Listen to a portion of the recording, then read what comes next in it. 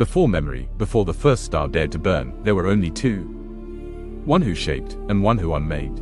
Neither had form then. They were intentions suspended in an endless, unfinished expanse. The shaper was known only as Allmarvel, the one who dreamed structure. The unmaker called itself Viadulak, the one who breaks the boundaries of being. They dwelled in perfect balance, not as enemies but as necessities. Creation required destruction, destruction demanded creation, and so the two moved through the unformed void like twin thoughts inside the same mind.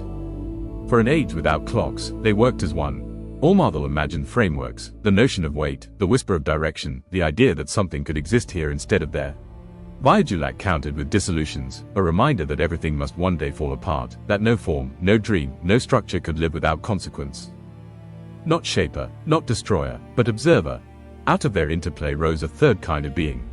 These were the Watchers, born from the friction between the two great wills. They were neither children nor creations, they simply appeared in the spaces where the opposing forces touched. Their task was self-evident, to witness, to measure, to maintain the frail equilibrium between birth and erasure. For a long while, this harmony held. But balance is a fragile thing. Allmarvel, in its yearning, began to imagine continuity, not just fleeting structures but lasting realms.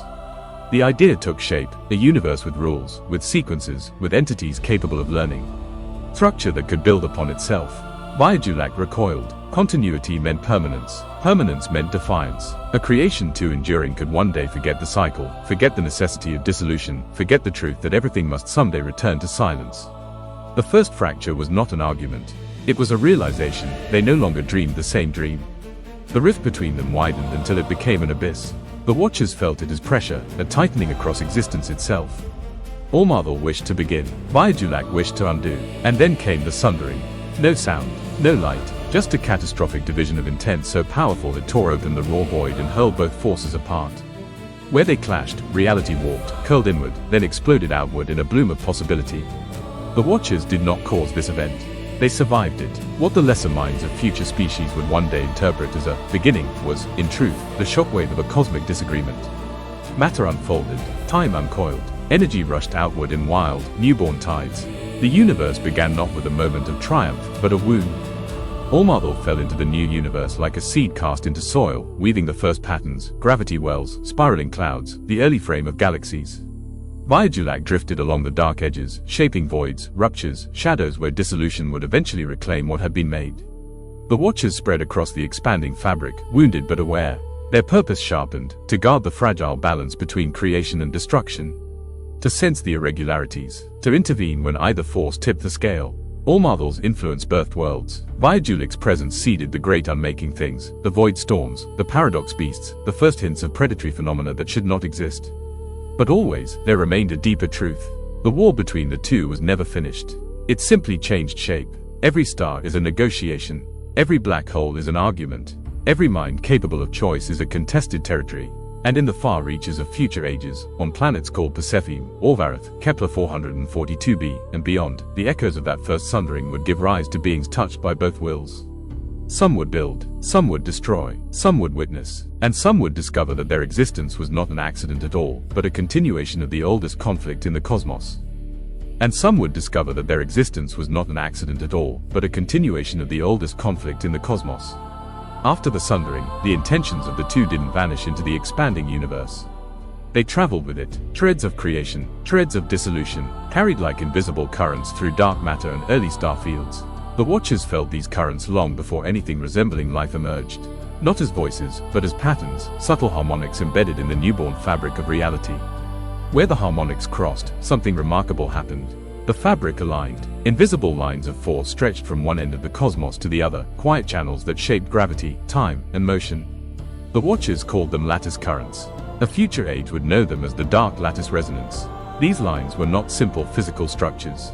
They were the lingering shape of Allmarvel's intention, and the scars left by Viadulak's opposition. Along one of these lines, a world began to gather itself. Orvarath formed slowly, precisely, as if guided by the aftershock of a much older design. Its crust cooled in steady rhythm. Its early oceans shifted with uncanny stability. Its magnetic field pulsed with the subtle tempo of something ancient. Orvarath wasn't just born, it was organized. When life finally appeared, it grew within that rhythm. Breathing patterns, pulse cycles, behaviors that mirrored the invisible lattice beneath the planet's crust. But only one species would one day realize what they were sensing. Only one would translate a cosmic pulse into doctrine, philosophy, and power. They would name the rhythm the Great Breath. They would believe a divine being, Ascariel, created it.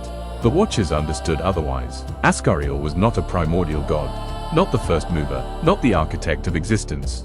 Ascariel was an echo, a harmonic entity formed in the moment Allmother's breath collided with Viajulic's unmaking. A being of resonance, not origin. Still, to Orvareth, Ascariel became the source, the silent heart of their faith. And from that belief rose a structure that would define the entire world. The still voice, unseen and absolute. The voice of Ascariel, the mouthpiece of doctrine. The divided breath, binding all life into a single rhythm of discipline and control. But beneath the temples and rituals, a deeper tension simmered. The lattice flowing through Orvareth was not perfectly stable. The breath the temple worshipped was only half the truth. And the silence they revered as divine calm was actually the space where the echoes of Allmother and Viajulic still met. The balance between shaping and unmaking was never resolved. It merely shifted into the hearts of living beings. As civilizations rose along the dark lattice, some inherited the instinct to create, some the instinct to dismantle, and some, rare and dangerous, carried both. These individuals became focal points in a conflict older than the stars. Not gods, not chosen, just beings whose existence aligned with the oldest fault line in creation. Orvareth would produce many such figures. Its temples would try to control them. Its heretics would try to free them. Its rulers would try to weaponize them. And one day, far in the future, a single breath taken in defiance would awaken the echoes again. The ancient war between the two would return to the world of the living, quietly at first, like a shift in air pressure before a storm. Then, unmistakably. The harmony on Orvareth lasted longer than any written calendar records. Entire empires rose and fell under the doctrine of the Great Breath, believing themselves aligned with something eternal. For a time, it seemed true, but nothing built atop a cosmic scar stays quiet forever. The first disruption appeared in the early age of the Echo Conclave, long before the temple solidified its hold on the world. The mountain still carried scaffolding. The chambers beneath the capital hummed with fresh harmonic stone. The priesthood was young enough to be nervous. During one of the long meditative vigils, an acolyte felt an unfamiliar tremor in her body. Not divine inspiration, not descent, something else, more ancient, like the faint echo of a drum she'd never heard. She kept the discovery to herself at first. When it didn't fade, she asked her instructor. His answer was the standard one, noise in an undisciplined mind. She didn't believe him. Over the next few cycles, the same sensation appeared in others. They found one another in whispers, comparing what they felt, pressure behind the lungs, a shift in the spine, a pulse that didn't match the temple's harmonic stones. Someone eventually gave it a name, the undercurrent. The conclave acted immediately, not with violence, with fear. Records were sealed, assignments rearranged, mentors reassigned. The acolytes were scattered across different provinces before they could form a coherent idea of what they'd touched. The official line was simple, only the breath exists. Anything else is illusion. But the temple elders had recognized the truth the moment they heard the reports. Orvareth wasn't echoing the breath. It was resonating with something older, something built into the same cosmic foundation the Great Breath claimed to explain. A rhythm that predated Ascariel, a memory left by the sundering. The undercurrent didn't go away. It surfaced again in unexpected places, warriors who felt an instinct they couldn't explain during combat, scholars who found irregularities in the silent currents, meditation halls where tones slipped out of alignment for no mechanical reason. These anomalies became known behind closed doors as echo faults. The public never heard the term. The Watchers observed quietly. They were not surprised. Orvareth had been shaped along a line of cosmic tension, a place where the intentions of Allmother and Viajulic still pressed against each other. The temple had organized a religion around the visible half of that pressure. The other half had been left to drift beneath consciousness. And now it was beginning to rise. Small groups formed in the shadows of the world, some curious, some desperate, some angry. None of them agreed on meaning, but all of them sensed a flaw in the official doctrine. The breathbound ignored them at first, then suppressed them, and, finally, pretended they had never existed. It didn't matter. Ideas spread even when their names are erased. Orvareth moved into an age of quiet tension, the kind that gathers behind the ribs before a held breath is released. The temples glowed with candlelight, the cities hummed along the lattice rhythms, and the High Council carried out the voice of doctrine as if the world was stable. Beneath that surface, however, something was tilting. A shift in the invisible architecture. A slow, steady change that no ritual could bind.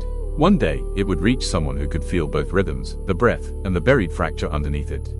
Someone who would not break from hearing the truth. Someone who would force the world to face it. That moment was still far away, but the undercurrent was moving. And once it began, it did not stop.